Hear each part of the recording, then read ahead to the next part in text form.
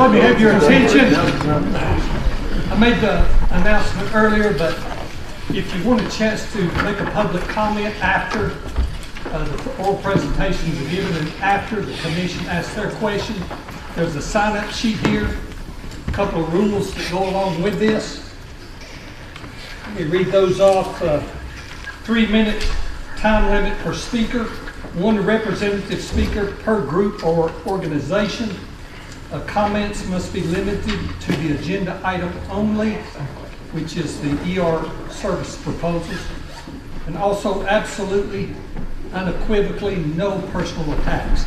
So I know everybody behaves well and will so we're going to get started in just a few minutes, but I'm going to lay this back down at the front. If anyone else, I announced this at 5:30, wants to sign up to publicly speak after everything else is done.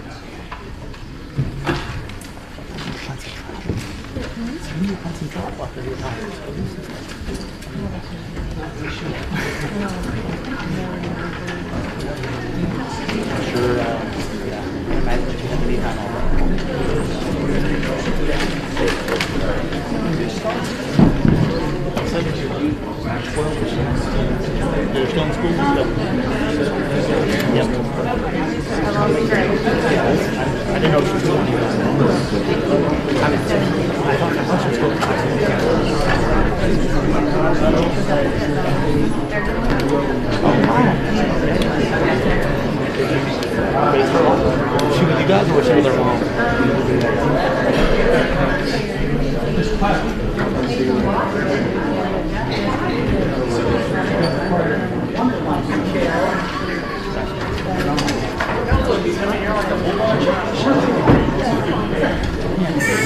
We have Max and I live 3 miles apart.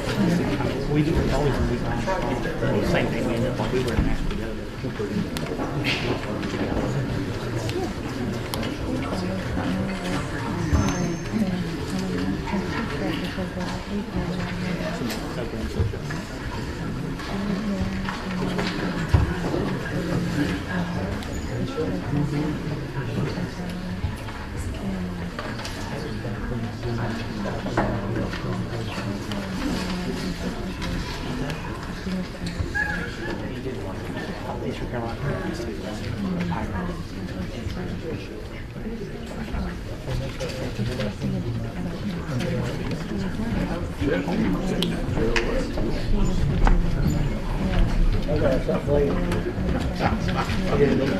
We decided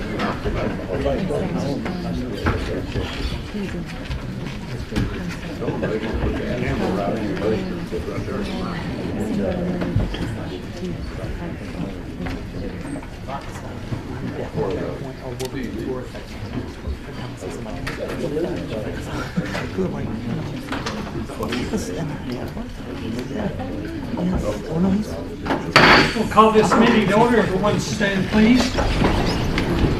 First and foremost, as in every meeting here in Sequatchie County, we begin with prayer.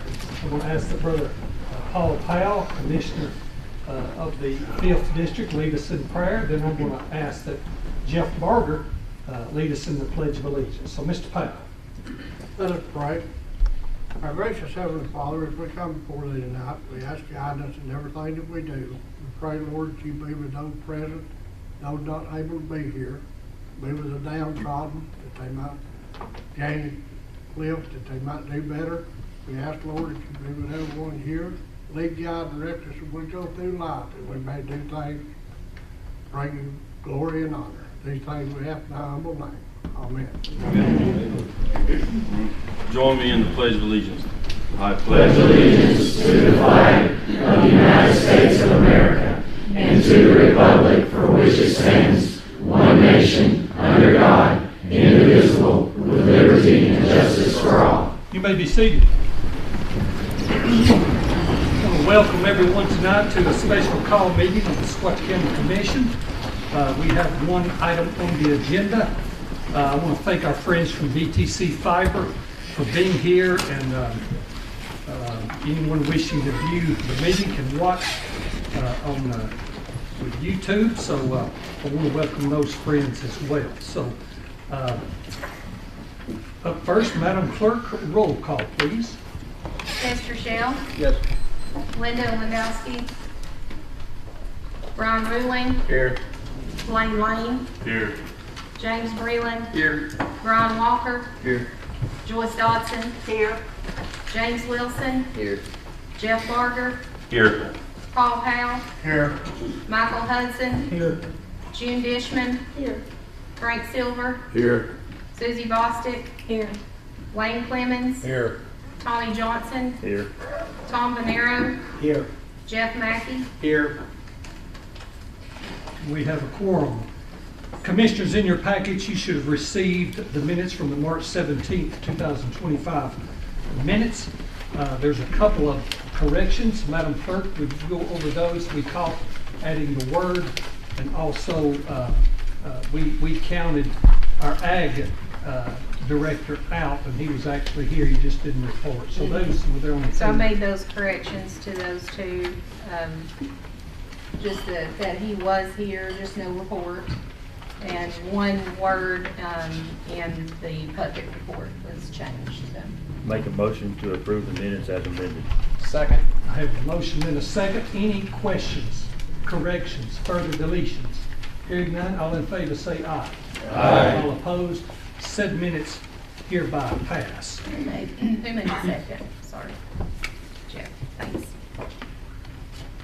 Okay, before we get started, I know there's a lot of scuttlebutt out on the social media airways. I wanted to get on top of that. I do not do social media, but I do know people that do. Anyway, so I'm aware of some of those things. And look, we're here in a serious nature, and I wanted just to put a couple of things to rest. A core responsibility of the Sequatchie County Executive's Office and the county legislative body is to ensure access to the highest quality health care possible to the members of our community, which are you guys. As part of this process, we routinely assess the current state of all health care assets in the county and the region and identify potential improvements. As such, we are opening a public process for requesting all qualified parties with interest in operating the freestanding emergency room located up here on Rankin Avenue to present their proposal. A lot of folks ask me, well, Keith, why did you do this? In my view, we're doing our job. We would be derelict in our duties if we didn't keep things sharp. So that's the quick and the skinny answer from the county executive. A couple of things that's kind of gotten out of whack, and I know a lot of these public comments get crazy, and I hope you can set those aside. So a couple of comments just that reached out to me was, just about Erlanger. Erlanger hadn't tried to work anything out with the county. Well, that's not true. There was just a decision made that we wanted more, and we wasn't getting what we thought they could do possibly. So that was another reason that we put out for RFP, just to see what was out there. So tonight you're going to hear, but let me say this: Erlanger has been splendid in working with. They showed up when nobody else did in 13. We appreciate them and we applaud them, and their local folks that work here that give their time and efforts in life to helping the folks of this county and the region. So we're going to get started tonight, and I've asked Stephanie Boynton with Erlanger to start us off and give us the good word. Point of order. We got to Point of amend order, our- yes. We have to just make, I'll make a motion just to amend our agenda for this evening. second that motion. Oh, I'm sorry. Before we get started, respectfully, the agenda has changed slightly, so I'll entertain a motion to approve the new agenda. So I have that motion from Mr. Venero, a second from Mr. Mackey. Any questions relative to the order of the agenda? Hearing none, all in favor say aye. Aye. All opposed? Thank you for the point of order. Agenda hereby passes. Ms. Boyd. So thank you. So good evening. I'm Stephanie Boynton. I am the Market President and CEO of Outreach for Erlanger Health, which includes our critical access hospitals. So first of all, I want to thank you for allowing us to serve Sequatchie Valley for almost 11 years. There's a few familiar faces on the commission, but there's also some new faces. So many of you may not recall the struggles that we had before an ER was opened in 2014, when the county had gone 4 years without any emergency room. So many things suffered during that time, but mainly our citizens. We all know there was a great need for this ER, but that was certainly evidenced on our opening day. Some of you may recall that life force landed while we were doing the opening ceremony. And if my memory serves me correctly, we flew 2 patients within the first few hours of the ER being open. So I'm happy to stand before you today with the success that we've had during this past 11 years. This success is partly due to the partnership we've had with you, but also due to Erlanger's commitment to our region and the wonderful team of employees that we have at Sequatchie Valley and Erlanger Bledsoe. There's no one that cares more about the health care of this valley than these employees. We say success can be measured in many ways. One option is to look at patient satisfaction scores. So we look at Bledsoe and Sequatchie, and we rank very high compared to our peers across the nation. And I'm proud of this care that we've provided, and that's also evidenced in other ways. In 2013, when we took over, Sequatchie County was ranked 91 out of 95 counties for the worst health status in the state of Tennessee. When we opened Sequatchie Valley, our mission was to improve the lives of those we touched, and I'm happy to report we've been very successful. The last county health rankings from 2022 had Sequatchie County at 41. We've improved by 50 spots, which is phenomenal. And that's not without planning and effort. We started by bringing emergency services back to Sequatchie County, but we didn't stop there. We also brought primary care, we have brought specialty service, and we've also brought outpatient services back to the community. So a couple of weeks ago, I had one of the registration employees stop me and say, I just want you to know there's hardly a week goes by that someone doesn't stop me and say, so grateful for the quality care that we have available here in Dunlap. So that is a result of Erlanger's commitment to this region, as well as our top-notch employees. And so at a recent meeting I was at, there was a discussion on patient satisfaction and employee satisfaction. The presenter said we have a lot of employees who are renters, those that are just putting in their time, waiting for a check, and then we also have owners, those employees that are committed to the job, they're proud of their job, they take pride in the services that we provide. My thoughts immediately went to our team. They own their jobs. They are so proud of the care that they provide, and they're providing quality health care. And this is obvious by the Erlanger crowd here tonight. We took it very serious when we told the community that we would improve the lives of the health in this area. So many of us has put in countless hours to ensuring the success of this venture and making it what it is today. So this community, our team, is why I'm here tonight to present the RFP for Erlanger. I think most everyone here is familiar with Erlanger and our commitment to the area, as well as our entire region. We are a 6-hospital health system with 797 adult beds with 133 pediatric beds. We employ more than 6,300 people. Just to give you a highlight of who Erlanger is, we are the only level 1 trauma center in the area. We have the only children's hospital. We have a level 4 neonatal intensive care unit, as well as a pediatric ICU. We also are the only academic medical center in the area. We're affiliated with the University of Tennessee, and I'm happy to say that we've partnered with them to bring a rural residency program to Bledsoe campus starting in August. So this is going to bring more services to the valley that we currently don't have. We also house the Southeast Regional Stroke Center, and as most of you know, we operate 6 Life Force air ambulances. So I think all of that is important, but I also want to remind you that Erlanger is a nonprofit organization. We're local, which means our investments stay in our region. We take our role in this community very seriously. We're investing in the youth to provide a strong future. We have been able to partner with Sequatchie County High School to allow students interested in healthcare to shadow our employees. We're active in partnering with community events. And in addition, we have invested millions in the economies with the salaries of our employees. We've also made many capital improvements to the facility, from new doors, security cameras, updated flooring, helipad upgrades, additional lighting. I could go on, but you get the picture of all the things that we've done. And I know there's been some concerns voiced regarding our commitment to the community. All the things that I have mentioned show our commitment, but I think one thing likely goes unnoticed by so many folks, and that is the uncompensated care given to this community. This is definitely an investment that likely overshadows all others. Since 2014, Erlanger has provided approximately $65 million in charity care to Sequatchie County residents. This averages more than $6 million each year of care provided to your residents at zero cost to this county. I think that's important, and I want everyone to know that Erlanger is investing in this community every day. As you recall, we entered into a letter of intent with Sequatchie County to expand our services in December of 23. We have submitted draft contracts, with the last contract including up to $850,000 to pay for the relocation of the EMS service. We've been operating under good faith that a contract could be reached. Erlanger is still willing to expand our services as we have discussed, and we are open to negotiations with the county. It's been my pleasure to be a part of this venture. It was an honor to be able to bring services back to this community that was so desperately needed, regardless of the ability to pay. And I suspect that Parkridge is going to present you what seems like a great offer tonight. I encourage you each to look at the entire picture and do what is best for the health of your citizens. Regardless of this decision, I appreciate the chance to review what we've done for more than 10 years, and I also want to take the opportunity to thank this team that makes all of this happen. I could not be happier to be a part of a team, so I want to say thank you to the Sequatchie Valley and the Bledsoe team for all that you do for all of us each day. Thank you. Thank you, Stephanie.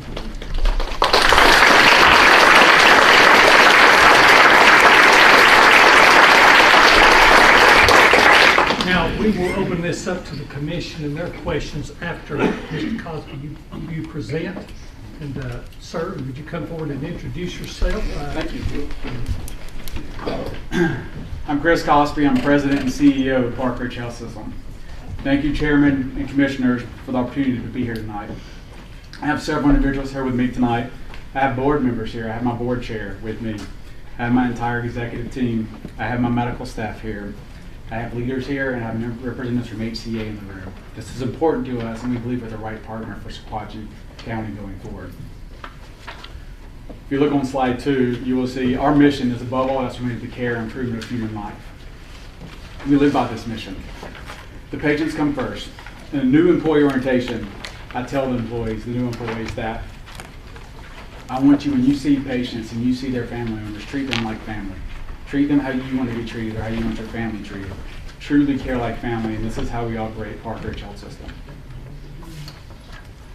On slide 3, I'm going to break down who is HCA. So HCA is 186 hospitals nationwide. We have 7 hospitals in the UK. We have exceptional emergency care. It's one of the things we're known for. We have 186 hospital ERs. We have 157 freestanding ERs. We're the nation leader in that. We see over 9 million ER visits a year. 1 in every 15 ER visit is in an HCA facility nationwide. The county and the residents as our partner has the expertise in ER care and the resources to sustain it. Over the past 10 years, HCA believes in Chattanooga and they believe in this region, and they've invested over $400 million in the region. On the next slide, on slide 4, I'll pause for you.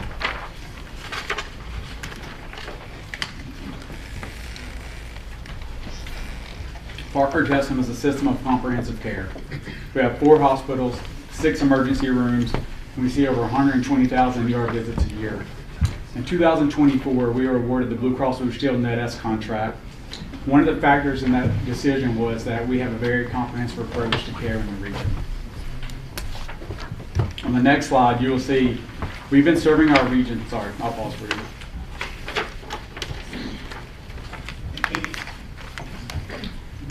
We've been serving our region since 1971. You'll see Parkridge Medical Center. We see over 34,000 ER visits there. You see Parkridge East Hospital. We see over 37,000 ER visits there. Parkridge Valley Adult Senior Campus for behavioral health. We have Parkridge Valley Behavioral Health for child and adolescents. The one story about Parkridge Valley. For DCS patients for the state of Tennessee, we're the largest provider in the state of Tennessee. We also have Parkridge West, where we see over 18,000 ER visits. Parkridge Camp Jordan, where we see over 8,000 ER visits. We have Parkridge North, where we see over 18,000 ER visits. and Parkridge Soddy Daisy, where we see over 6,000 ER visits. Truly a comprehensive care in Chattanooga.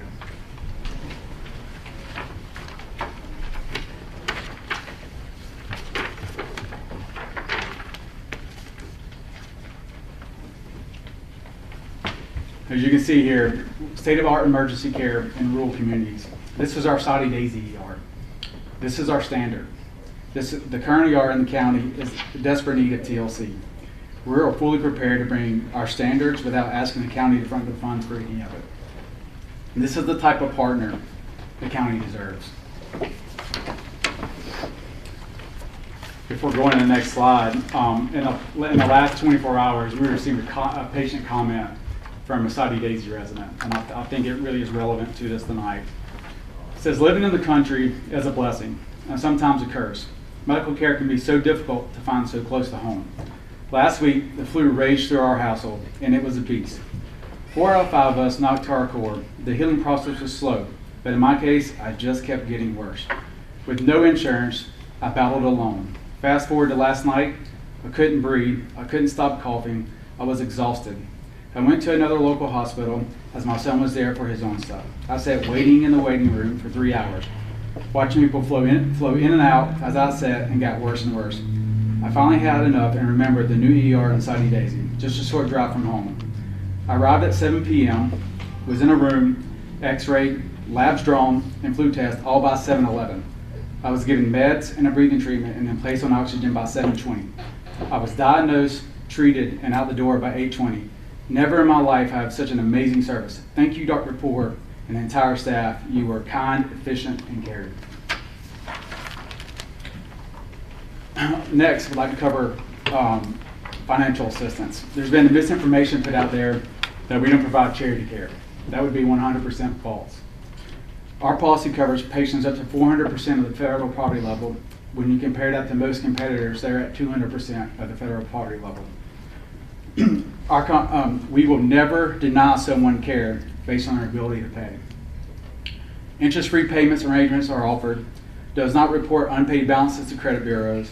Do not litigate bad debt accounts. Also, when you look at HCA in the state of Tennessee, TennCare, which is Medicaid, we're the #1 provider in all of Tennessee.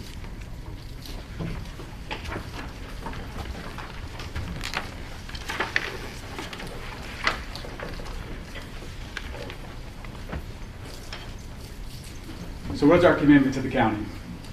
All existing staff will be offered employment, pending pre-employment screenings. Second, Parkridge Health System will commit up to $5 million in facility improvements with no request from the county. Third, we will sign a 10-year lease agreement with renewals built into that agreement. Fourth, annual rent expected to be around $156,000 a year.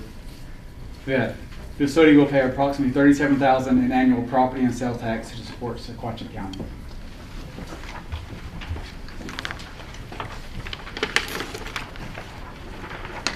And last, we believe we are the right partner for the county now and as the county continues to grow. We are chosen to service the county. We hope that us and Erlanger can work together to have a smooth transition and make sure the care for the residents continues while we go through the process. Thank you.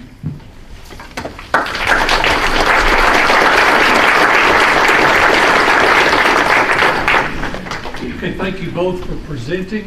We come to the portion of the meeting now that the commission will have some questions that they would like to ask of Stephanie and Mr. Cosby, if you'll be ready for those. And, anyway, who would like to start us off? I know you commissioners have several. Mr. Bonero. This would be for Erlanger, please. Parkridge just presented on that slide, which is part of the RFP. They indicated a up to $5 million commitment for expansion, rent payments, $156 a year, and taxes. What is Erlanger's position under RFP in regards to commitment to expansion, rent, and taxation? So Current or proposed? Sorry, about your points. So our response is that it's in the RFP. We're willing to negotiate. What we have presented so far to the county was that we're willing to pay up to $850,000 for the EMS relocation.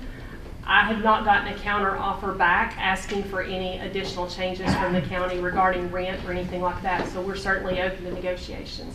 What has rent been historically? Historically, the agreement was $1 per year for the last 10 years. Is Erlanger willing to add a rental provision? It wasn't in the RFP, so I mean, is that something that I wasn't? think it would just be up to negotiation. Okay, and then same with the renovations, would that be something that would be negotiated, or would Erlanger connect to pay for those renovations? It would be negotiated. Stephanie, I guess this goes along with what responsibility would the county have regarding the facility and the upkeep and everything like we do now? I know we do the outdoor and you take care of the inside. What would, in this, would it still be? Certainly, I think that's a minor thing we could look at, Ron. I mean, we actually, yeah, we do the inside. You guys have taken care of the lawn care currently.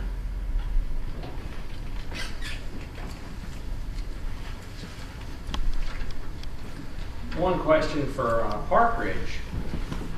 If you were to be accepted and we were to award you the emergency services in this, what kind of a transition would you expect from one service to the next? How would you handle that? Would there be downtime?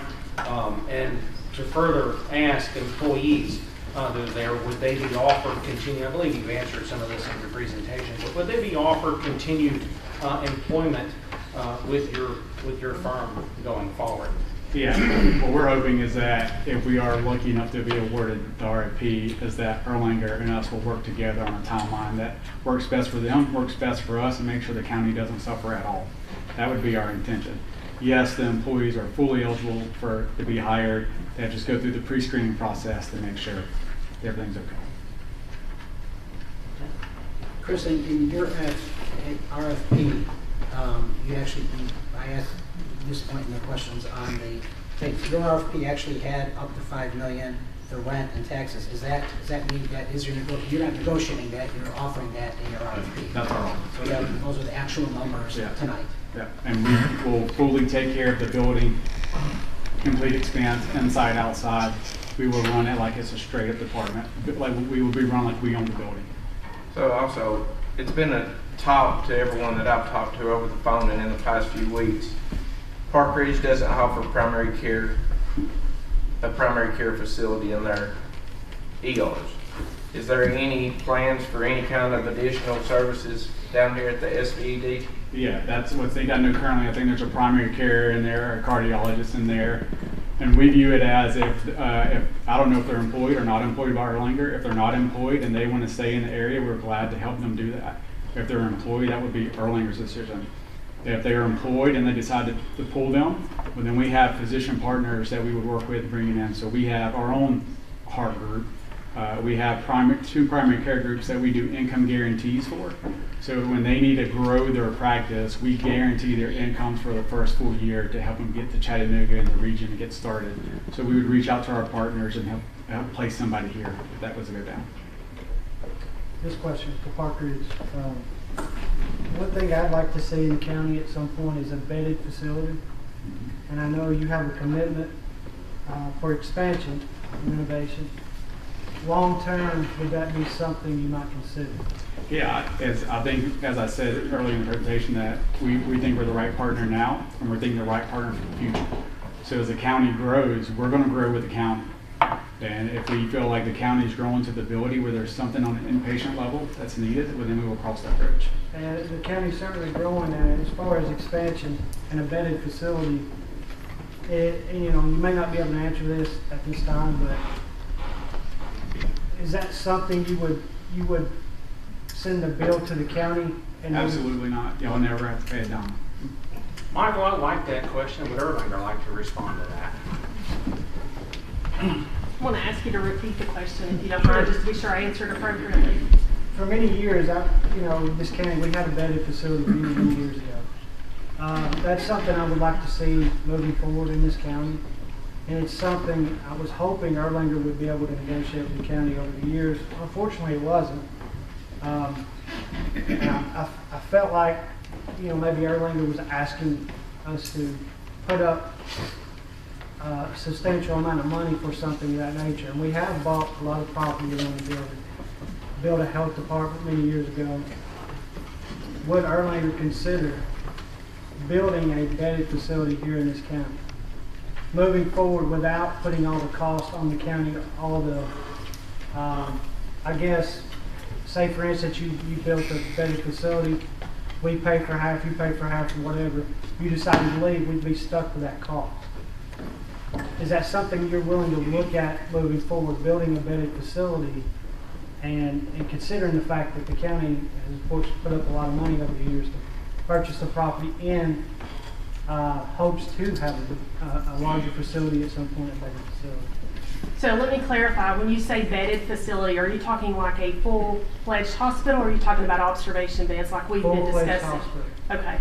So I think for that answer, a full-fledged hospital, I think we'd have to look at the feasibility of that down the line, because as we know, one just south of us, Grandview, they've closed their inpatient beds. So I think that if that was feasible, we would certainly be willing to look at it. I can't commit to that tonight because I don't know what that would look like, but we would be open to talking. But like I said, it'd have to be feasible. And on the flip side of that, you know, Grandview's not there anymore. To me, it would be more feasible because there's not a bedded facility in the valley. There is, Bledsoe. Bledsoe's, Erlanger Bledsoe. I'm sorry. How big? We're licensed for 25 beds. I'm talking about a large facility. That's what I would like to see. So, Ms. Joyce. if I may, I have two questions for both Erlanger and Parkridge to respond, and then I have one for Erlanger and one for Parkridge, if I may be typical woman mouthy here. Get up. But I think he may have touched on a little bit about primary care, but do you have specialists that can do virtual consultations? And the goal being not to transfer patients to Chattanooga if not necessary. And I know we would love to see holding beds for that, you know, if we could come up with that. But that's one thing about access to the specialists, you know, for our citizens. So currently we have cardiology. We are looking at offering other things, like I mentioned, through the rural residency program that we're going to have at Bledsoe. We're going to have additional specialty that will be rotating through the valley. So that may open up possibly some other options for telemedicine. We don't have that currently with telehealth, but that is something we could possibly have in the future. And the observation beds, to answer your question, that was part of our expansion plan when we had discussed with the county, so that was part of our plan.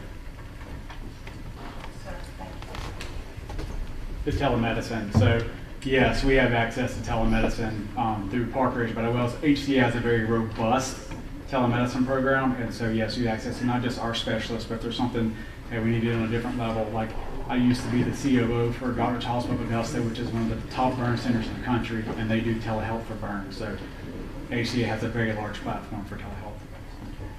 And my other question for both places is inmate jail prisoners coming in. That's always a burden to any place. But I would like to see how you intend to continue with responding with our sheriff's department on reducing that burden. We're there to be a partner. If we need to do a contract with the prison, we are glad to jump in there and do that as well. And I think to answer that question, we would continue what we're doing. We're currently providing services, and we would continue. And Ms. Stephanie, while you're there, I had the other one for Erlanger. I know long I'm antique, but years ago when I was at Erlanger downtown, the capital expenditures and things that were coming up, like buildings, you know, we go put a new hospital down wherever, you know, or a new building, office building or whatever. But they said, we didn't get a raise, you know, but they'd say, well, there's funding for that, but there's not, you know, it's a different funding, and I do understand that. But I'm just kind of wondering if improvements at the main campus, how that would affect us here in our little rural area, you know. So our capital budget is ran as a system. So we have priorities for each campus. For Bledsoe, Sequatchie, Western Carolina, all of our campuses have capital budget funding. Thank you. And one for you, sir. I still have one more. If we do relocate our Puckett ambulance service away from there on that site, what are your intentions for the 4,000 square feet that would free up? That would free up the ability to add more ER bays, or if we need to do a physician service line. I think it would just depend. We have not been able to get in the building yet to take a good look at it. We would need to do that, but definitely if you freed up 4,000 square foot and we came in and did an analysis and said we look at how many patient visits per bed, which is a metric that you look at to be able to expand your ER. And if it meets that threshold, then that would give us the ability to do it pretty quick. Thanks. Yes, ma'am. Okay, I'm going to ask a question that came to me from one of the citizens here. And presumably this question came from an employee of Erlanger, but it's a relevant question I'd like to know the answer to. I'm going to ask this of Parkridge, and then I would also like a response from Erlanger as to this. So the text message goes, and since I play on social media, unlike our county executive, I actually play on social media a little bit. So the text message goes, just so you are fully aware, Parkridge does not use in-person registration. They use devices to sign in on. Could you imagine the little old lady walking into the ER, grasping for breath, bleeding out, having a stroke, having a heart attack, trying to figure out how to use a device? This is critical. How do you respond to that? We do not do that in every location. So we have some locations that have in-person registration. We have some that has virtual. So because Sequatchie has in-person, we would stay with that. Why would you use a virtual registration? It's been proven across the nation through HCA's facilities that is one of the better ways to do it. Okay, so how would you handle a person who did not want to use? I'm a person who flat out won't go through self-checkout at Walmart. I hate it. I hate every bit of it. I don't go to McDonald's anymore because they want me to poke my hamburger on the screen. So how would you address those of us who, or me, that want to have zero to do with the kiosk? There's staff there to help. Okay. And that will always be the case, that there will always be staff in there. Yes, sir. Erlanger, how would you respond to that? We do not have virtual. Ours is in person. Thank you.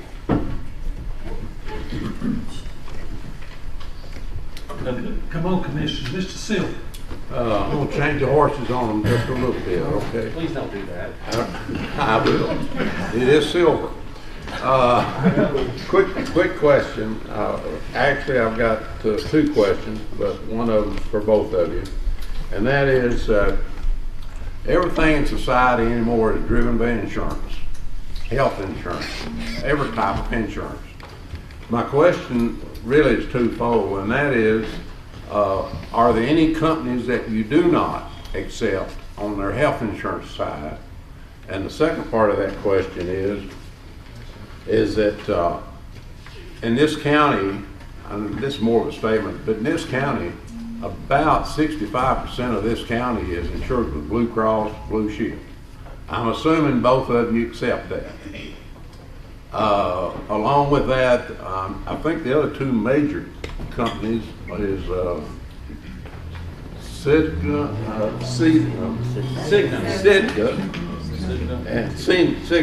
and Humana, I think, is the other one. Anyway, are all those companies accepted in both situations? Well, to add, that's to both of you. To add with what Frank just said, one of our larger employees is United Healthcare. And I know there's negotiations going on now. So to answer your question, yes, we do have Blue Cross, we have United, Cigna, and Humana. We do accept those. We're currently in negotiations with United as we speak to hopefully continue that contract. We're in all plans. We take all those insurances. My personal insurance through HCA is United, so we have a great relationship with United. And my second question, thank you.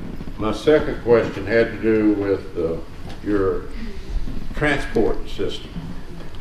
I know Erlanger, they've used their helicopters quite a bit. And in fact, several of our citizens here subscribe to an independent flight service. I'm one of them. So the question becomes, in case, and this to Parkridge primarily, but in case of a trauma type situation, how do you handle it? Yeah, so fun fact, Erlanger's Life Flight program, 51% of their transfers go to non-Erlanger facilities. They go, so we get them on a routine basis almost every day. They land at our facilities. So yes, we'd be good. We have a great relationship with Puckett, who's here in the market, and we will continue that relationship as well. And do you transfer them to the next regional hospital? How do you? if they're coming from here and they need to go to the hospital, they'll be coming to the main campus. Unless they're delivering a baby, and they will be heading to Parkridge East. Okay. Mr. Wayne. This is for both of y'all. How would you partner with the county to continue to lower the healthcare status rate? I think we're talking about the ranking of. Move from 91st to 40. I think that we can say that in the last 10 years, we've dropped it 50 places, which, as I mentioned earlier, is phenomenal. And as I said, it's also a result of planning and partnership. So I think having the backing of Erlanger and the specialties that they provide, we have been able to bring services to this community that weren't here before. I think that's why you ranked so low. We will continue that. As I said, we're working to bring more special to the area. I think you'll continue to see that drop as we bring more services to the area. Take a look at us partnering with you on everything you've been doing, help enhance that, and also bring into the relationship of HCA, creating healthy communities across this country, partner with places like Sequatchie County. I have one more also. So this came from a constituent. How would y'all handle security in the mental health patients that come into the facility? That's to both of you. Can you clarify security? So the security, I mean, that would be like y'all have now Waldens, and then with the who sits with the mental health patients. We have Walden security at the facility 24/7. We do have that. However, our mental health patients, many times you're going to have an employee sitting with that patient, and those employees are trained on how to handle the mental health patients. The same thing. We have security. We have employees that are trained for that. One step further is that if they're medically cleared at our Parkridge main campus, we have a pod that's got 4 pods, and once they are cleared medically, we transfer them to those pods on the main campus where they can wait for placement in the facility. To expand on the insurance, I think Frank had mentioned that a majority of our citizens have Blue Cross. I have Blue Cross federal insurance, and each year when I go to enroll in my insurance, it seems like there's always turmoil between the hospitals and Blue Cross. Is that a contract that's negotiated every year, or do you enter into long-term contracts? How does that work, and currently what's your status with Blue Cross as far as long-term, because that would affect a majority of our citizens? So I'll be honest, I don't have the details of the Blue Cross contract in front of me, but I do think it's a long-term agreement. It's not an annual agreement, to my knowledge. That'd probably be somebody better suited in the CFO role, but my understanding is we do have a good relationship. We have Blue Cross Blue Shield. Yes, we have a great relationship with Blue Cross Blue Shield. Our current NetS contract is a 3-year contract that's got auto renewals built in there. Typically, they're 3 to 5 year contracts, depending on the product line, the cover of lives, and depending on the status of everything. But we are good to go. Let me follow up with that. You and I are flopping back and forth. Indigent care, they don't have any insurance. I know you're 2 different organizations. One basically for-profit, one's not. Tell me how you would handle those folks that don't have the insurance that they've got a need. Is it me or? Either one. Either.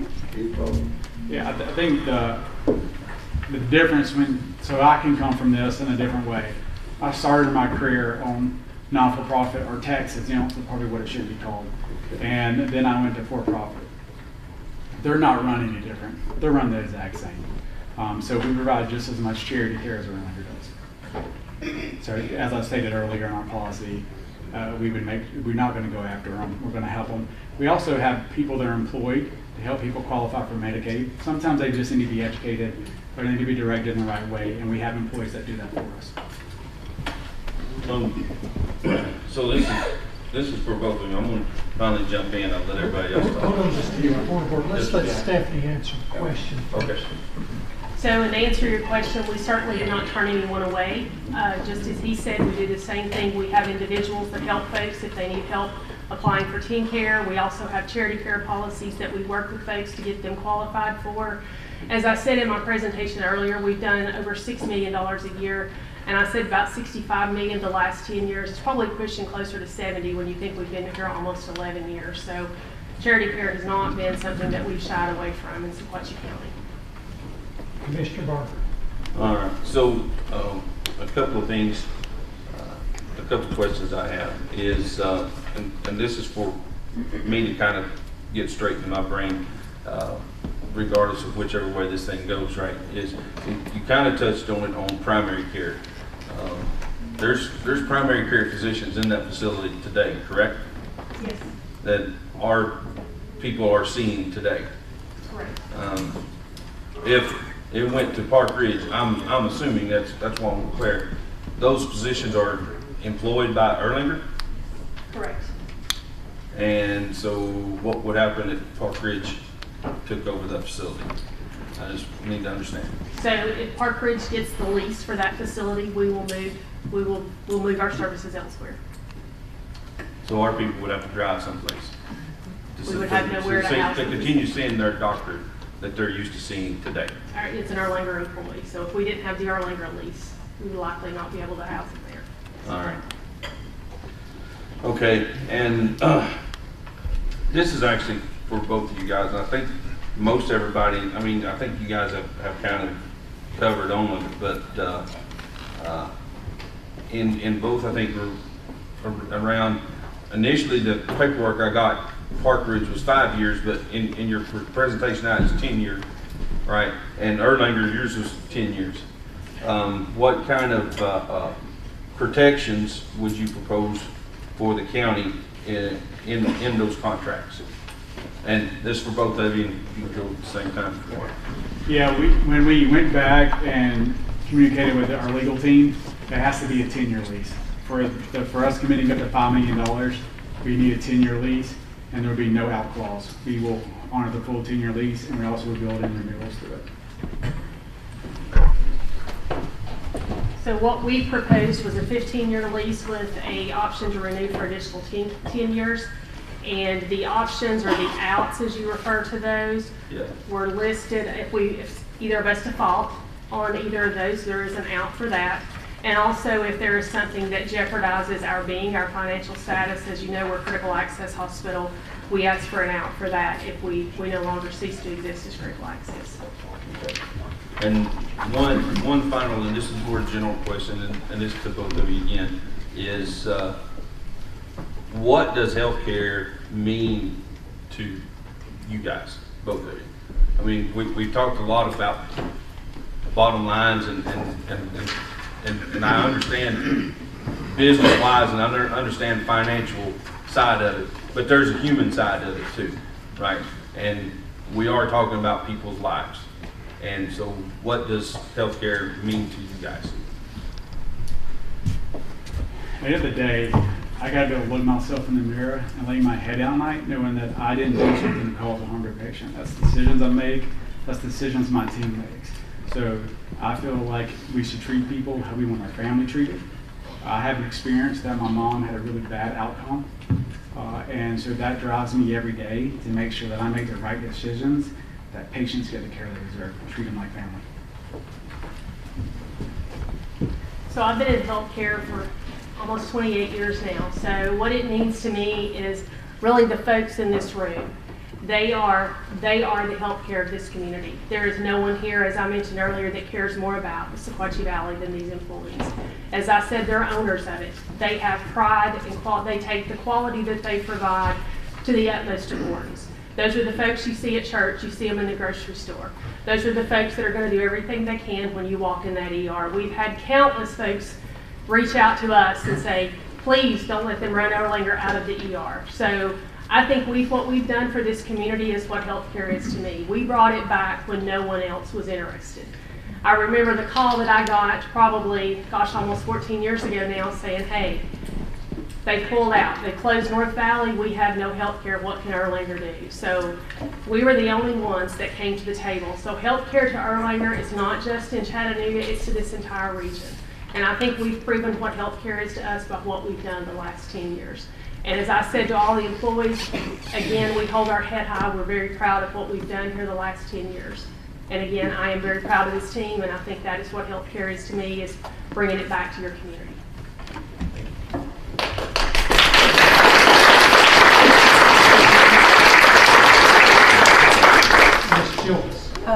As far, sir, as a relationship with T.C. Thompson Children's Hospital and our little folks and our future, what's your response if someone really needs to go there and stuff? Is that good, bad, indifferent? How do you? Yes, sir. Sorry, so I figured, but I wanted to make sure. Yes, we have a great relationship with Erlanger. We work together on multiple things, and so we would continue to support that children's hospital. When I take a look at communities, especially Chattanooga in this region, there's no need for 2 children's hospitals. When you start taking specialists out of, there's only so many pediatric specialists. And so you start spreading them out, and you spreading those nurses out, their skill sets are going down. So we will continue to support Erlanger Children's Hospital. So speaking on pediatrics, I've had this question brought to me also on pediatrics. Will there be any doctors in the future for like pediatric visits to the primary care or to the ER? Will there any be looking? And that's to both of y'all also. Yeah. So on the ER side, we see our fair share of pediatrics and all of our ERs. So we are fully prepared to take care of kids in every one of our ERs. Pediatrics, that is where we partner with other people and we do income guarantees to bring them into communities. And pediatrics is a huge part of our business in our ERs. We also employ a pediatrician in Bledsoe. We have additional nurse practitioners that are also trained to take care of children, and we currently have an additional position posted for a pediatrician. And with the rural residency, we will do a family medicine rotation, so pediatrics will be a part of that as well. Mr. Tom. Just a question for Parkridge. Again, trying to dispel fact versus fiction on social media. One of the biggest concerns that you guys have been here, you're closed, and you left and abandoned us. That's the position I'm in. Yeah, that's false. Capella is the one that owned the facility and owned Jasper at that time, and they're the ones that closed it, and then 2 years later we bought it. Mr. Punter. I'm going to come off the wall with that flag, so I'll warn you ahead of time. Who makes the final decision when I've got to be transported to Chattanooga, and what hospital I go? When I'm in the ER up here with every symptom of having a stroke, who has got the final say on that before I go? That's you, sir, and your family. We don't. That would be you or your family, sir. We don't dictate where you go. You decide where you go, as well as your family. So if you're not able to make that decision, they can make the family. I'm speaking personal experience. We were at Jasper at a funeral. My brother had a heart attack. They said, we'll rush you right over here to Parkridge. He said, no, my doctor is at Parkridge in Chattanooga. And if you don't take me there, I'll shoot you. So he made the decision. I'm asking, who has the decision here at Dunlap? It's me, my family, who? It's you as the patient. You have the ultimate decision to decide where you should go. Well, all I'm talking about, I took a lady up there, friend of mine, had all the signs of having a stroke. And I asked her, I said, what are you going to have to do with it? She said, I want to go to Erlanger. They said, all right, that's fine, but we'll have to get cleared before you can go to Erlanger. That's correct. Yeah, so if you are sitting in laying there in pain, and somebody went to make a decision to turn the ambulance loose, because the ambulance, how long does it take to drive to Erlanger here, to Erlanger to Chattanooga? They could have the paperwork done before she got there. And I know the paperwork has to be done. They also have to accept you as a patient. So if they are full and they're on divert for their ER and they say we're not taking patients right now, then they find the next best option for you. Same is true with us. The decision lies with you or your family, who's ever able to make that decision.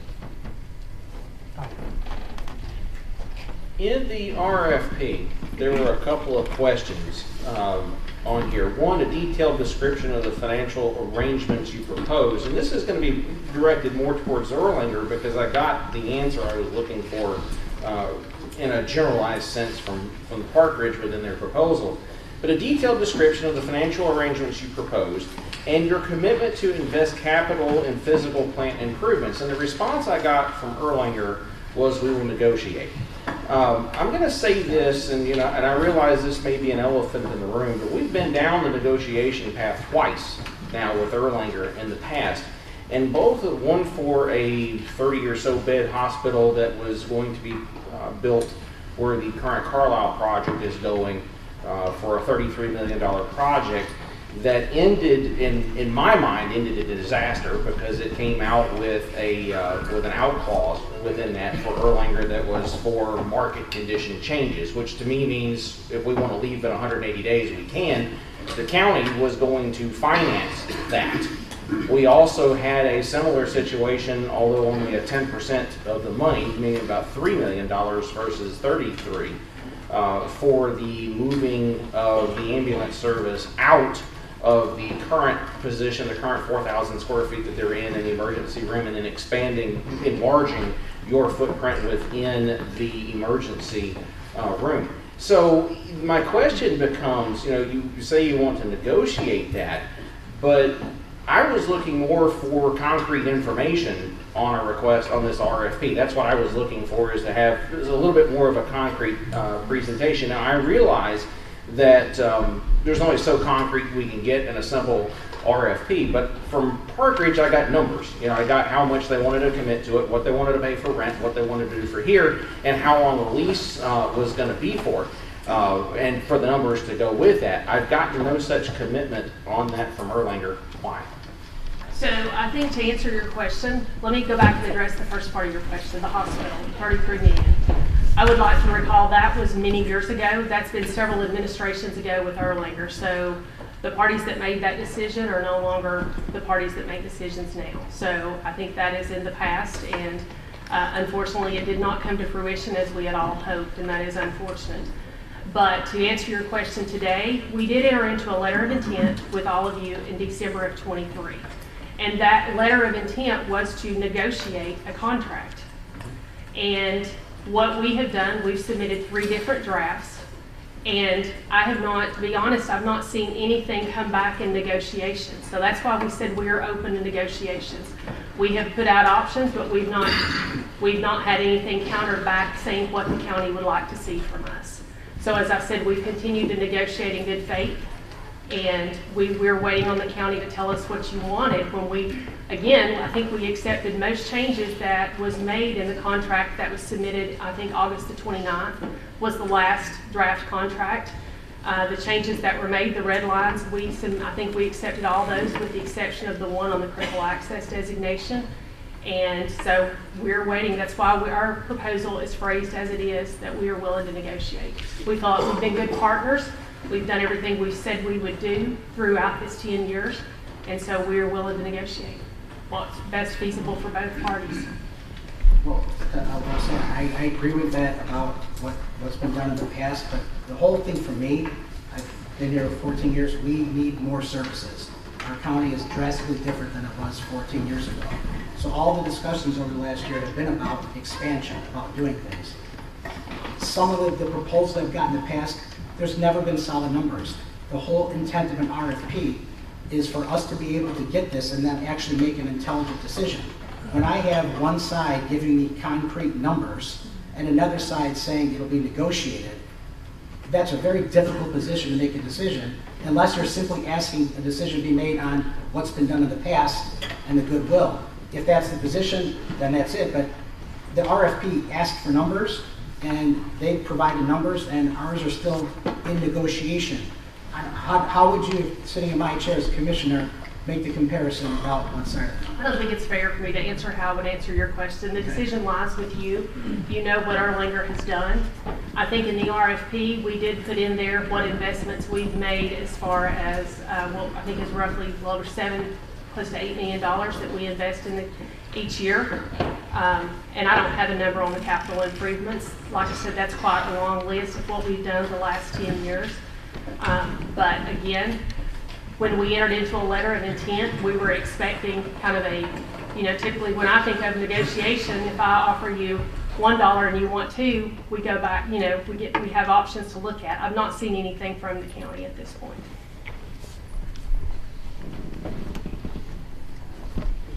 This is for Parkridge. I know you guys had an ER presence in Marion County at one point. Is that correct?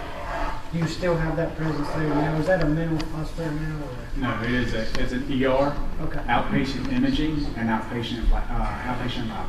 But you don't have a bedded facility there? No, we have a licensed bed, but it's not a bedded facility. Okay.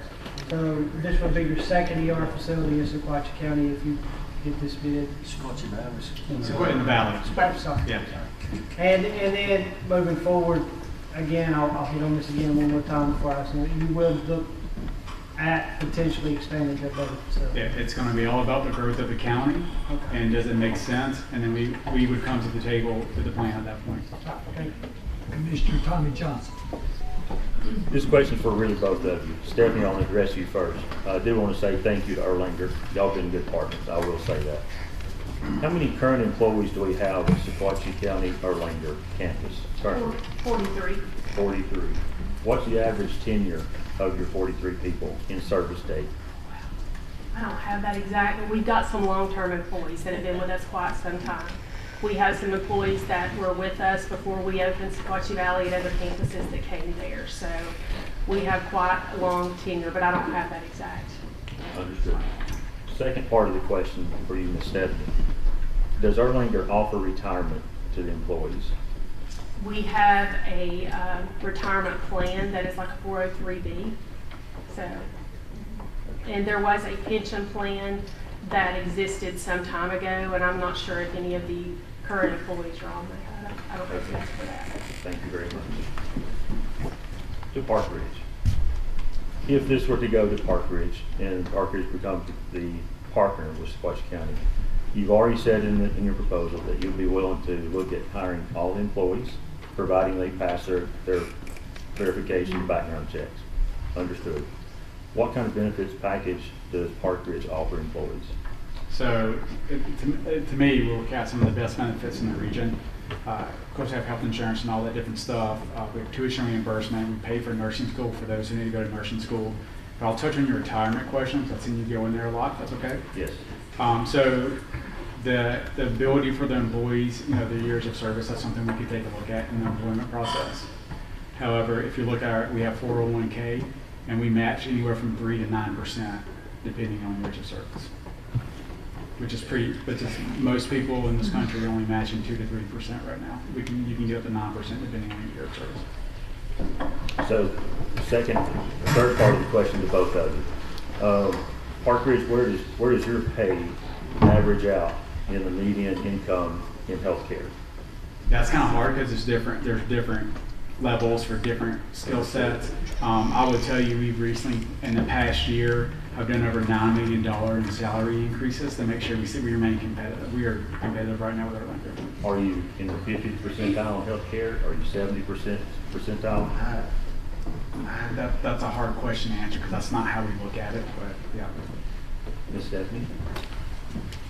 I would say we are very competitive. Erlanger has competitive rates in all of our positions, so I think we're probably one of the top employers. And then percentile on averages? Yeah, I'm with him. I don't have that. Sorry. That's not how we look at it. Yeah. I'm in private industry. Yeah. I have to look at that Yeah. closely. Thank you both. I have a question for the chair. I know Erlanger has partnerships and alliances, and this is for Parkridge. In our county, whether it be at the high school or whether it be with other organizations, the Valley Fest or whatever, would Parkridge continue on that tradition? Absolutely. The same? Yeah, we would continue to be sponsor the things we need to sponsor. We even have some schools that we provide the athletic trainers for, so we're good partners with the community. I'll tell you, the one thing we probably could do a better job at is beating our own drum. The things that we do, we just do them, we don't ask for recognition for it.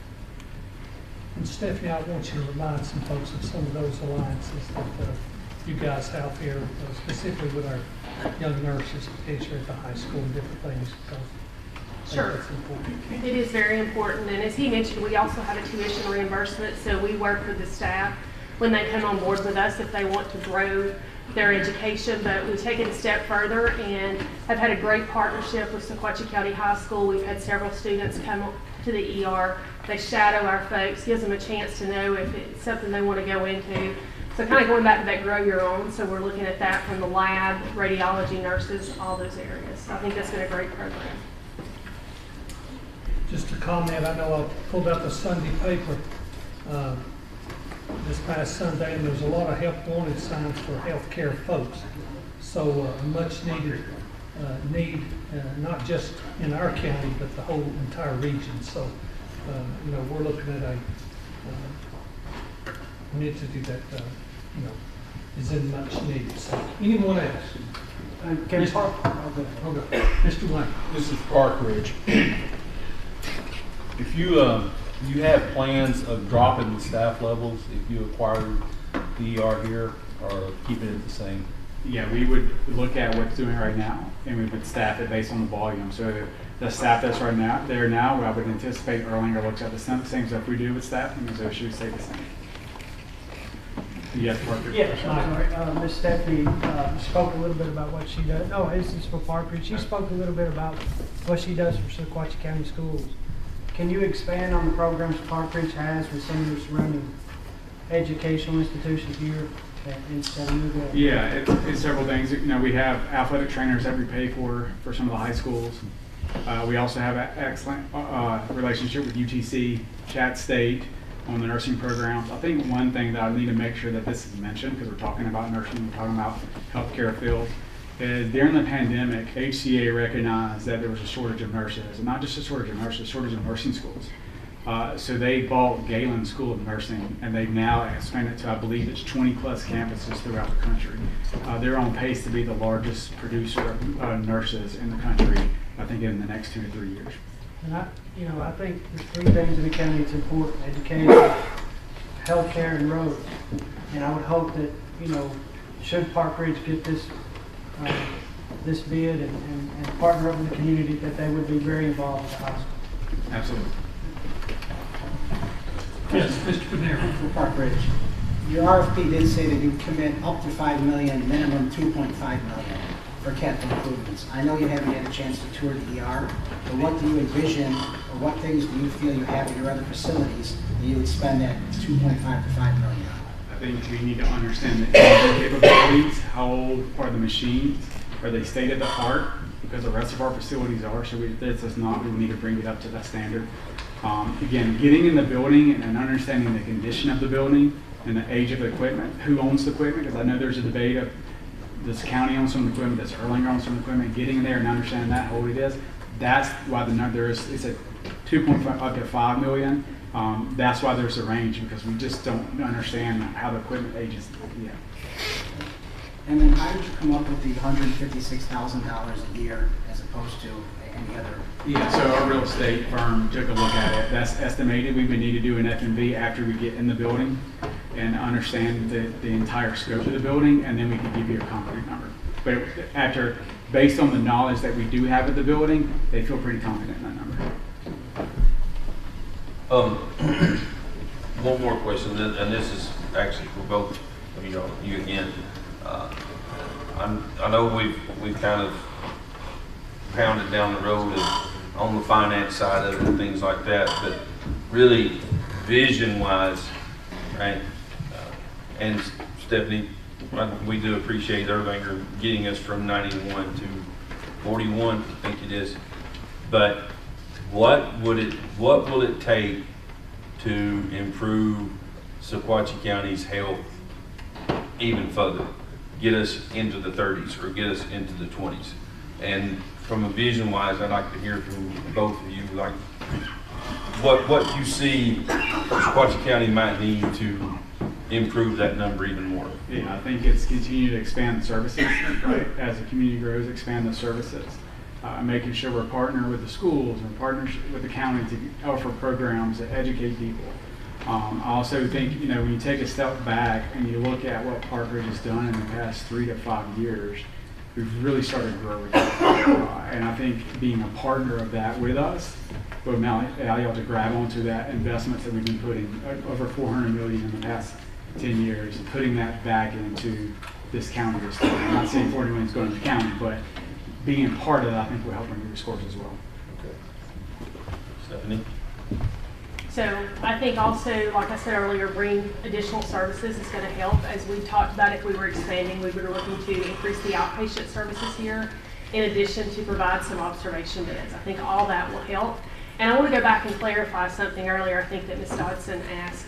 On the telehealth, what I should have said is that we do have some telehealth in the ER now. It's not on the primary side, but we do have mental health capabilities, and we also have neurology. So, example, if you do come in with a stroke, we have the option to have telehealth look at that through the ER, so on the outpatient side.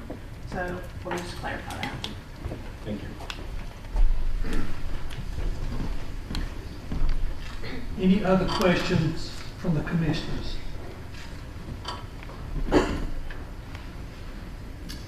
Not hearing any. I appreciate your time, and you guys, we're going to move on next to the public comments. And guys, and you guys that are going to speak, you have 3 minutes. One representative speaker per group or organization. Comments must be limited to the agenda item only, and absolutely no personal attacks. So up first, I have Dr. Brenda Ross.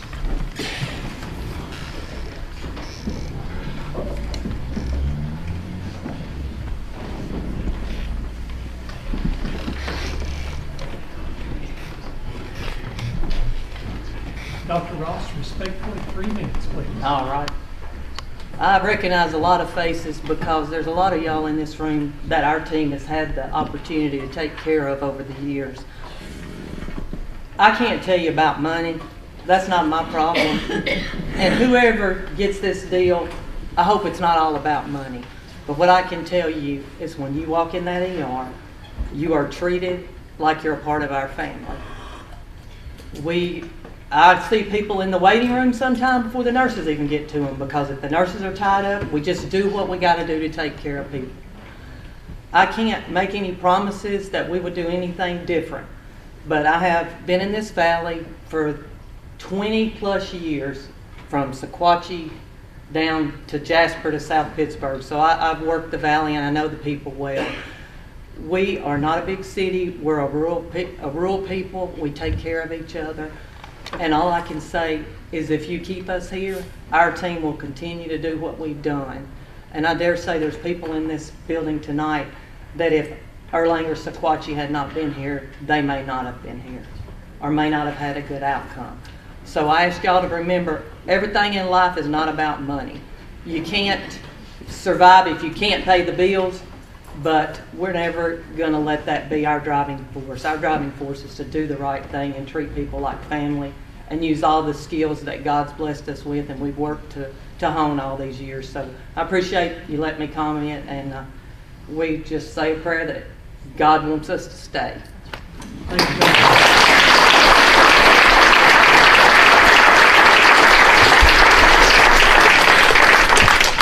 Logan Cartwright. I think I recognize this one. Yeah.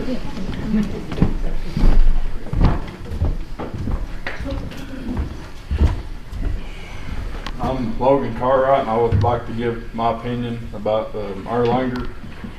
About a year ago, I had some problems with my health, and Miss Brenda Ross, she had stepped in and took action.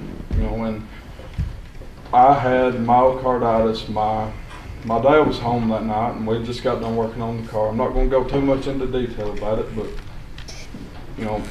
my heart was at 30% when I was up at the Erlanger, and it just, as soon as we stepped through them doors, Miss Brenda, she's the first one I met too. She come in there, she grabbed me, she took me back.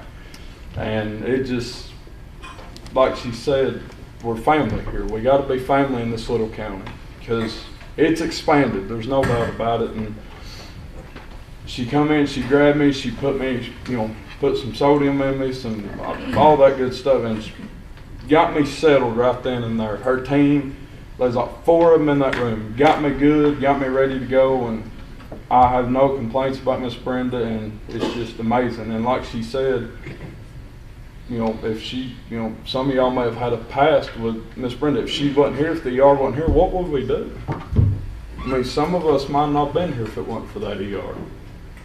And I just want to say that I love Miss Brenda, and I love her team, and I love the Dunlap ER, and they've saved lives. They've saved many lives, and I stand behind them 100%. My dad back there, he's living proof of it. He had, a few months ago, he had sepsis. Not going to go into detail about it, but Puckett, their ambulance served a 2-minute response time. They was down there, they got to him, got him to the ER, rushed him. And they got him under control and everything. And and my grandpa, he sees Dr. Lehman up there at the ER. And, if they take that out, I don't know what we're going to do. And that's just me standing behind Miss Brenda, behind everything, giving my 2 cents worth. And like I said, I stand behind them, and I just pray, whatever the decision is, pray that God is with us, and pray that the choice is right. Thank you.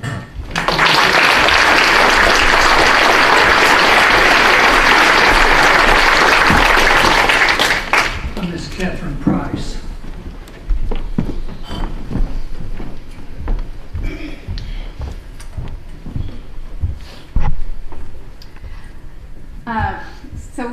Our leadership team for Parkridge wasn't sure exactly how this format was going to be today, so I found out about, that was asked to speak tonight because I am from the Valley, so I don't have any notes prepared or anything. But I was born and raised here, class of '83, go Indians. And my maiden name is Lee, so if you know any of those Lee boys that raised a bunch of ruckus here, don't hold that against me. But I was born and raised here, worked at the Little Burger, grew up here, and went off to college and went to X-ray school. Found myself working full-time at Parkridge. And Parkridge has been wonderful to me. I have been with Parkridge for just almost 39 years. It's raised me. And I would say that we have more long-term employees than any facility around. I am the imaging director for the market, and I'm so proud of my staff and services that we provide in the imaging world. And one of our slogans is excellence always.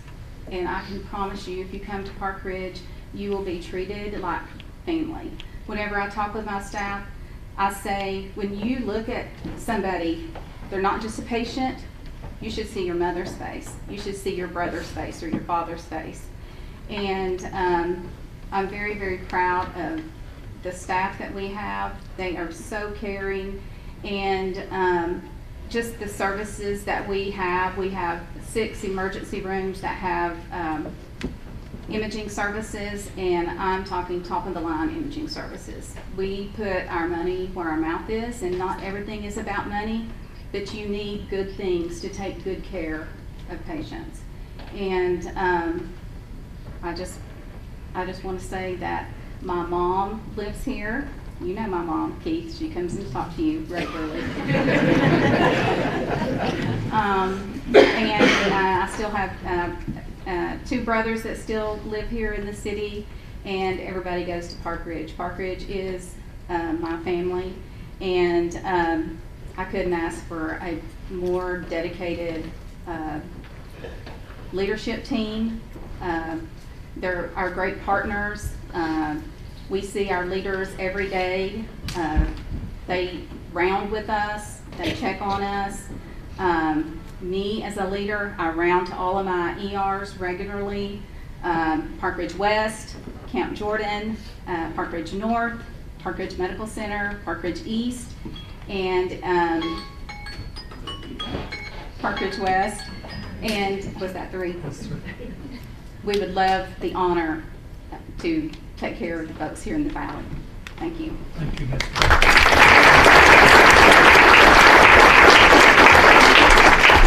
Ms. Catherine, I've got one question. Why is it that you and I still look young and our childhood friend Dwayne Land looks so old? Yeah. Is he here? Yes, he is. See us. He's back there with us. Hey, some people age well, others just don't. Okay, Miss Lauren McIntyre.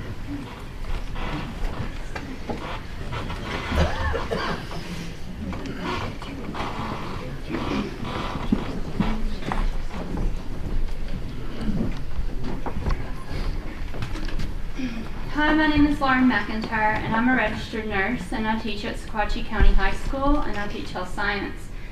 For anyone that's unfamiliar with what health science is, this is a class that you take in high school when you're interested in being in the medical field. This is my 4th year teaching there, and over the 4 years, my program has grown to the largest within the school. We have over 100 students. I wanted to come tonight to the meeting to hear the information that was being presented and also to advocate for my students. 2 years ago, I started a senior level class called Clinical Internship. This is where students rotate to 9 different healthcare facilities in our community. This helps them, the benefit of this class is to help them see that there's different careers at each facility. They're able to decide if that's the career they would like to pursue. And they also have many examples, or see many examples of professionalism and different levels of management within those facilities. Last year, my students went to the Sequatchie ER, had an amazing experience. It was their favorite rotation and the most requested. Jennifer Howard helped make all that possible. Over the summer, I got a phone call, and our school was selected out of 5 to have a clinical affiliation agreement with Erlanger. This year, I go to the ER with my students, and they work under my license. They get to do hands-on patient care. Erlanger created this to help with the shortage of patient care techs. At the end of the semester, my students will take their patient care exam. Once they pass, they will be ready for work. They can also work while they go to college, and they can gain experience in the healthcare field, as they're also going to be making a higher wage than they would versus another job. In addition to having their patient care tech license, it looks great on their application as well when they're applying to programs of study. These students have families here and will hopefully return after college to work in their community. Erlanger is a teaching hospital, and because of this, we have the clinical agreement. I have seen the staff work with my students and the patients. They have exceeded my expectations, and those are very high. The staff welcomes my students to learn, ask questions, and they show them a standard of what it looks like to be a healthcare professional. Everyone on staff, the nurse manager, the doctors, the paramedics, the nurses, the lab techs, the x-ray techs, impact my students. They show them compassion, and they show a strong work ethic, which these students need to see. If Erlanger is no longer in our community, our students will be affected. These students are your future healthcare workers that will be taking care of you one day. So I ask that you consider my students when you make this vote and make this difficult decision. Thank you for your time.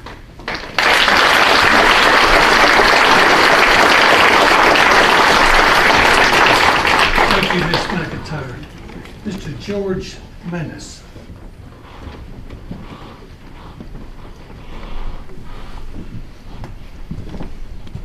I think I may have misunderstood the comment section. Am I allowed, I had a couple questions about these proposals. Is that Yeah, this is a comment section. Inbounds or not? This is a comment section only. That my only comment with that is I have had occasion to use the ER for getting a couple stitches. My wife had an injury where she fell and broke her wrist. Both taken care of quickly, compassionately, and was very happy with that. But I would like to maybe stop and Absolutely. concern these other questions. What district do you live in? I don't know, whatever her Hudlow Loop area would be. That'd be number 5. That's Abraham, brother. That's I gotta look up. That's it. All right, I think I can remember him. Absolutely. All right. Absolutely. Thank you, Mr. George. Okay. If you come out to the end of the Hudlow Loop on the Dry Creek side of 28, That's my house. All right. Okay. I gotta ask you. Up next, but certainly not last, Mr. High Tech himself, Nalish Chandra. Oh, no.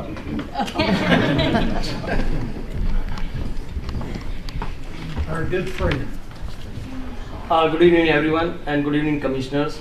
Today, just I am giving my real life experience. I have a boy. He born with asthmatic.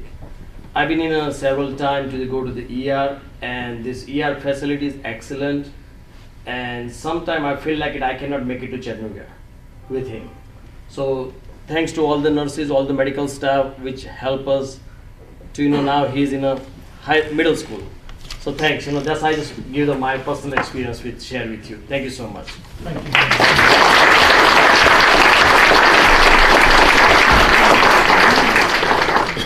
Okay, now we have concluded most of the comments, the oral presentations.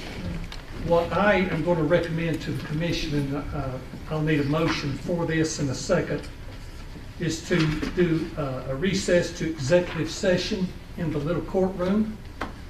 We will be back here at 7:45.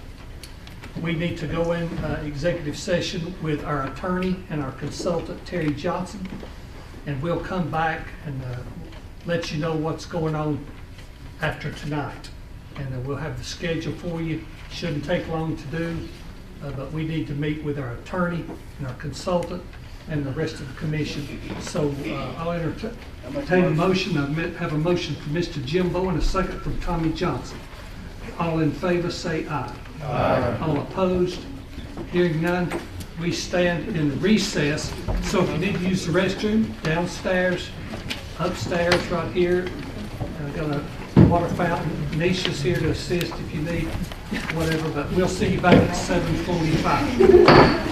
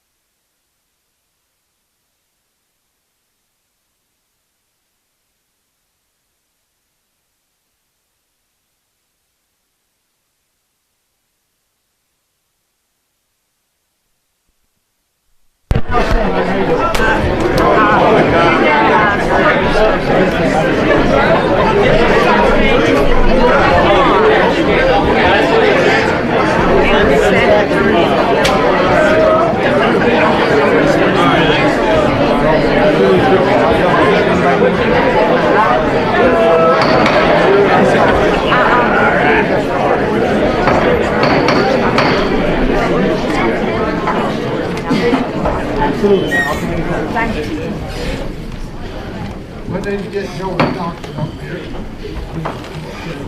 Somebody bring Joyce over here. Joyce, let's go. I done told you I'm not speaking. Okay, we hereby stand reconvened. It's been a, thank you, Nisha. We stand reconvened. It's been a long night and everybody anxious to get away. I want to entertain a motion from the county legislative body to move, how to move forward. Mr. Venero. County Executive make the following motion.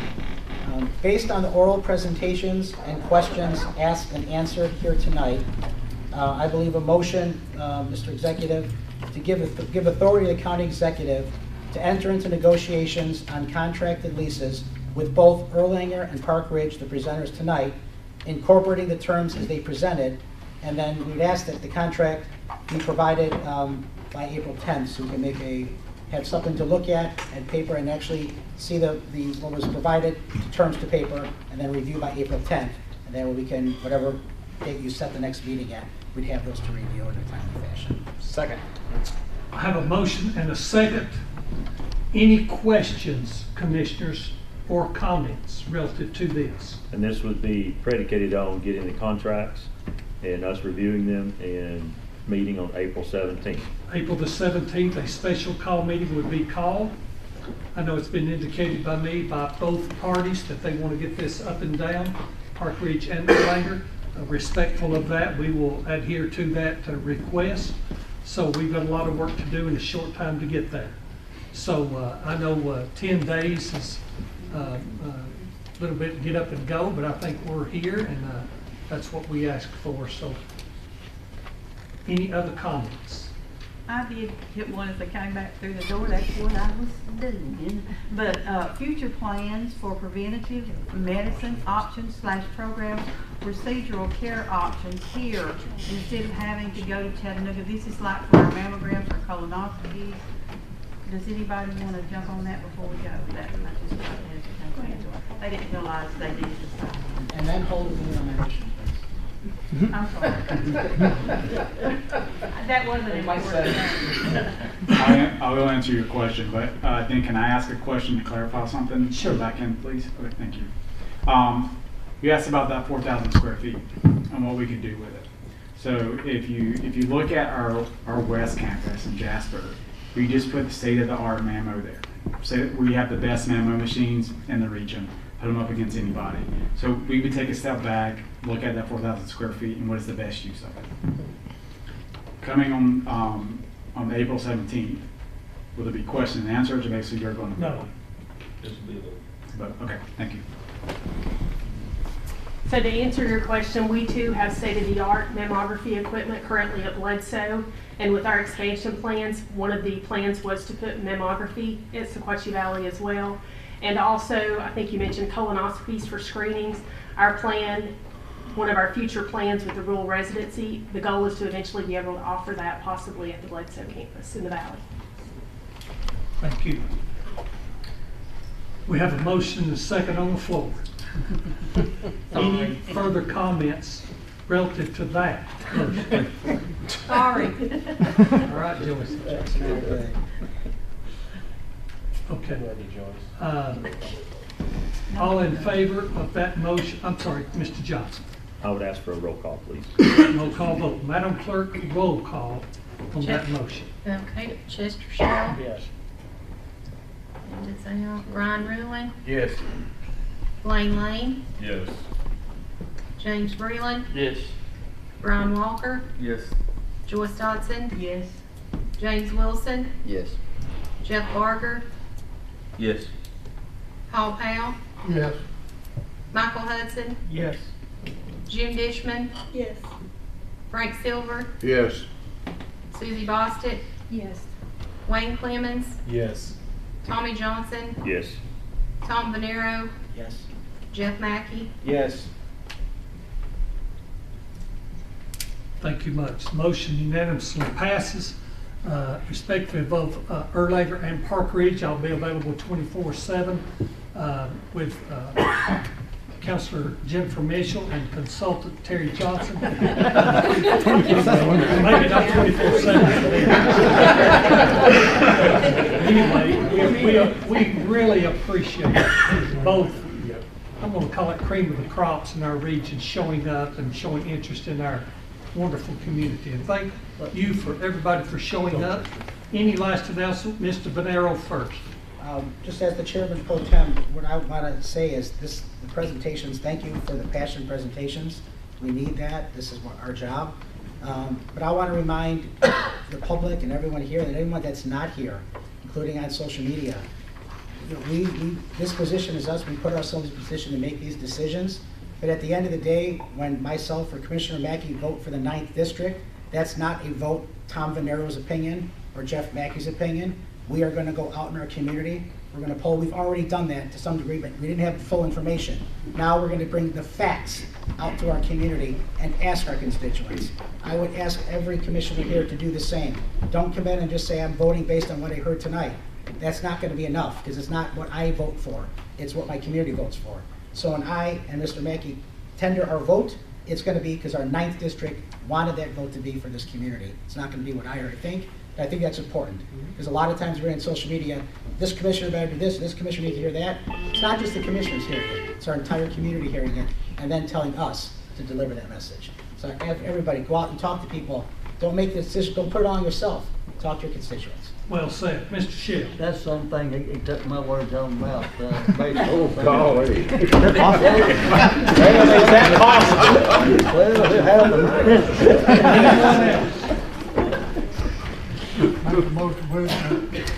Motion to adjourn. Yeah. We have two notaries. We do have two notaries. Read us the bill of fare. I have two notaries to be presented to approve. I have Laura Baker and Carrie Jones. I have a motion to approve and a second for Mr. Bonero. Jim Bolton, Mr. Bonero, all in favor say aye. Aye. All opposed, said notaries are hereby granted. And I second the motion to adjourn.